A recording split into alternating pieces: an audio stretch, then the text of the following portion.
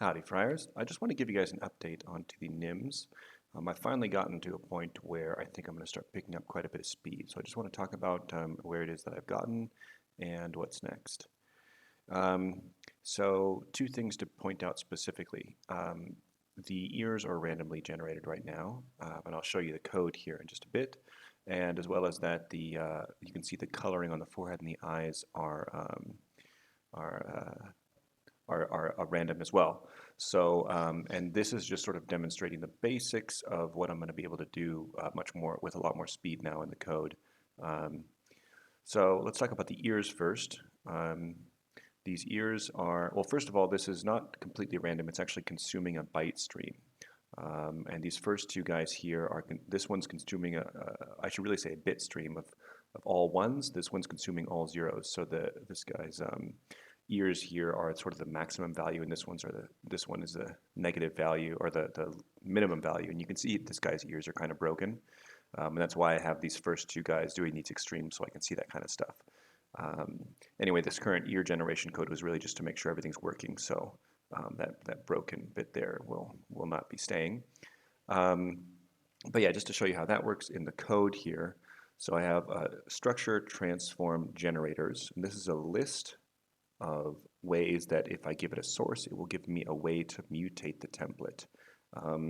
Ignoring this first one here just gives us this is the test structure that I've been building. That's why we have a fox-like looking structure, is because these vertices make the structure. Not too interesting there.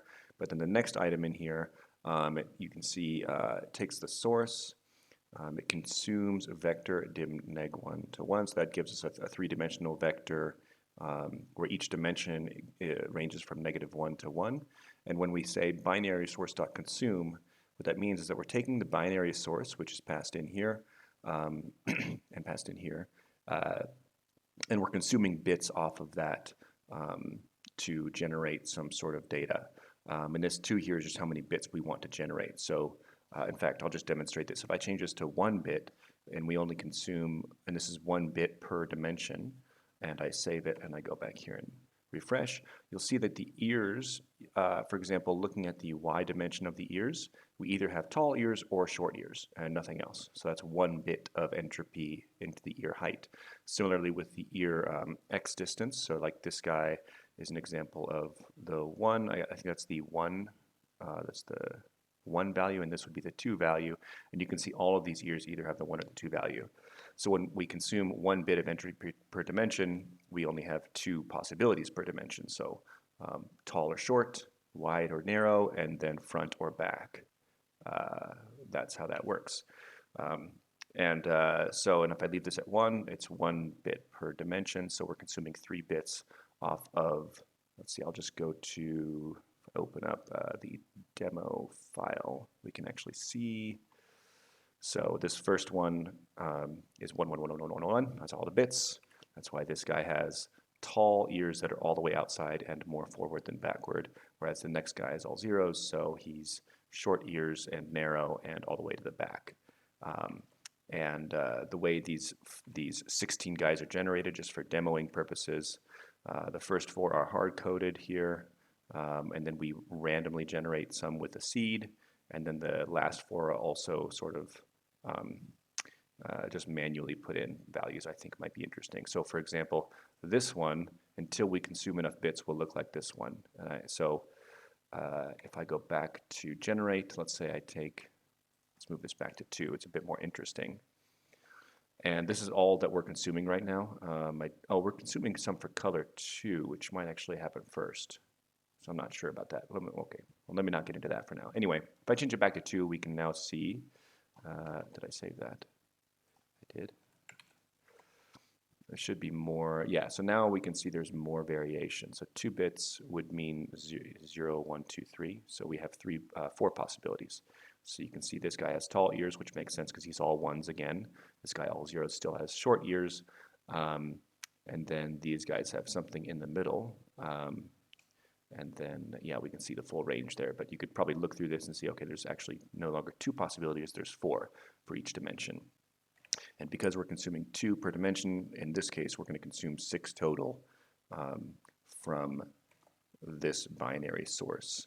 So we're going to consume 6 bits to generate that value. And the idea is that ultimately when we are minting the NFTs, it's this bit stream, or I mean, you could represent it as bytes too, but that's the data that that the NFT will store. So it's not really going to store 3D vertices. It's going to store something of a genetic code. Obviously, this will be quite a bit longer than what I've written here, just for demo purposes. And I'll probably have to lengthen this pretty quick as soon as I start adding random features on. But yeah, so that's, and then so if we apply this to color too, there's a couple interesting things. So that you can see the color on the forehead is random. And if I go back to my generate file and I look at the transform generators for the color, where did I put those? Coloring transform generators. You can read here, these will be sequentially applied. Same idea as up here, it's a list of methods that take a source and return a template transformer. Once again, we start out just giving it, these are the sort of the default colors that I manually wrote in a while ago. But we can see that this next one gets, so we consume color from palette source. The palette is just a list of colors that came with this color library. If I go to, I believe, types somewhere in here. Yeah, so just all colors. It just randomly chooses something from here. And we don't have to pass in a number of bits because this length of the list, well, we just choose something randomly from here. I don't know how many bits that takes, but it figures that out in the background. Anyway, we get the color result from that, and we put it in the forehead. So the forehead is one of these random colors here. So this one, for example, is gray. That one, it looks like light red. And if this is a max value, you see dark charcoal. That makes sense. So that's the max value there. And then this must be the 0 value, which is the shortest value, which is light red. So that's where those two come from. Again, remember this one's all ones, and this one's all zeros. And then the other thing to demonstrate, just very quickly, and this is quite exciting to me, is that the last thing we do with the color is we want to color this eye quad, right, which is the little quad where the eye sits. And we can, with each, let's say, with each transform that we put in this list, we can actually reference previous parts. So we can say, okay, here's the template mutator. Take the template and make the eye quad depend on the forehead color. And here what we're doing is we can ignore the result.map. If you're an Elm guy, you will know what that means. And if not, it's not worth getting into at the moment.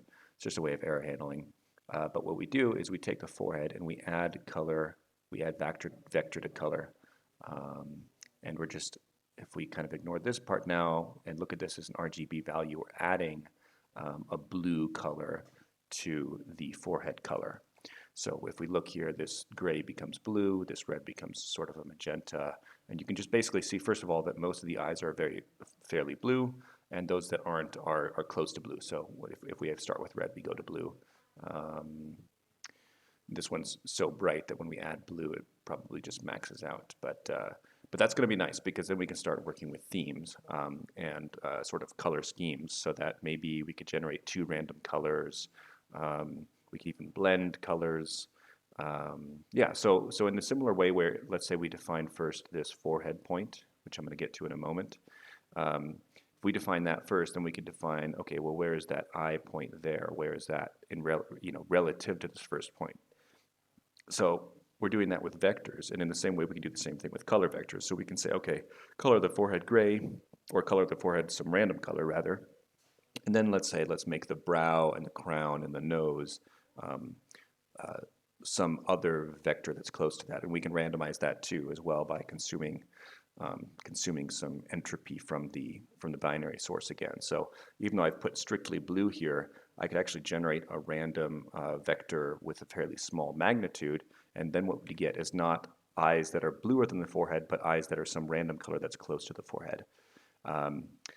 So yeah, I'm at a pretty good spot now. I'm going to start going through and kind of rebuilding this face, but with randomness. I think I'm going to start with the brow. So just define this first point here, right there, that first little point there. get that randomly generating within some range, and then maybe go and define this point and so on, and just kind of rebuild the structure bit by bit. And so as I give you guys updates, you'll see these guys will differentiate further. Right now, they only look different with their colors of their eyes and the forehead and the ears, but they'll really start differentiating. And yeah, I'm excited to be here. It took longer than I thought, but I'm excited to get going now.